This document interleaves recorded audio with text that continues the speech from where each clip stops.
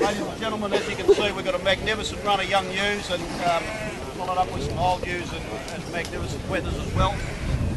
Obviously, we've had a very tough season last year and we had a very late break, so to present as always, I mean, 165. At $165, got it. I mean, 78, but 80. 80. I bet 80. You're going to buy one, buy a good one too. Annual Merino breeder sale was at Hay on Friday. Jason Andrews joins me from Elders. Jason, returned to the good old days or the heydays at Hay where we had big lines, big sales, big buyers and big money. Yeah, Murray, look, it's almost 60,000 sheep here today. The Hay sale yards probably haven't seen that for a long, long time in one sale. Yeah. An interesting sale.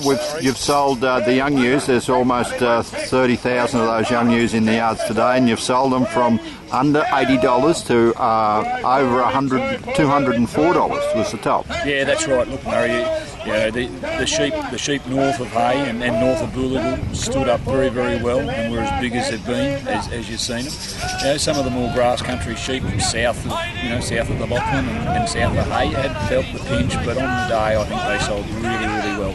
When you moved off those younger ewes and went on to the older ewes, the meat trade kicked in and bought everything at probably $15 and anything up to $20 more than what we've seen in the fortnight ago. I would have thought, yeah. There was very, very limited competition from restockers in that area, and the butchers were starting high and were going and paying decent rates.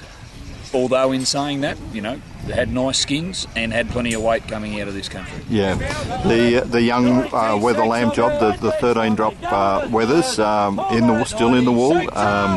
Most of the meat trade took the top 50% of those. Yeah, I would have thought maybe even a bit more, Murray. A few of the restockers that are genuine merino lamb fatteners.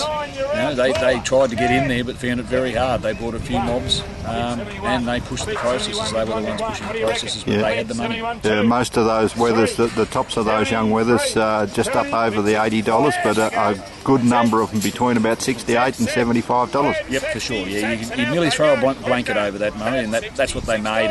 And you can see, a bit of rain, reduced numbers through the fat market.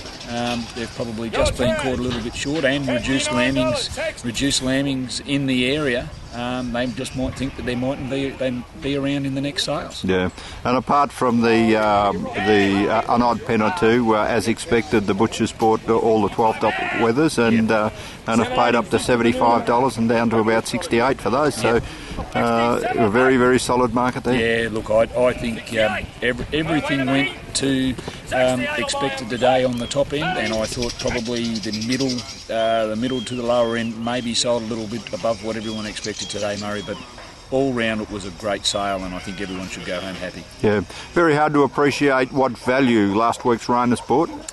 Oh, look, it's put dollars in the bucket, Murray. It really has. We did see most of the sheep go from here east and northeast. Very few went south.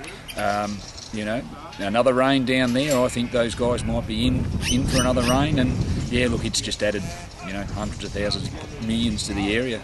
But I don't think the sheep will be there as we go forward. Yeah. Just having said that very few sheep drifted south.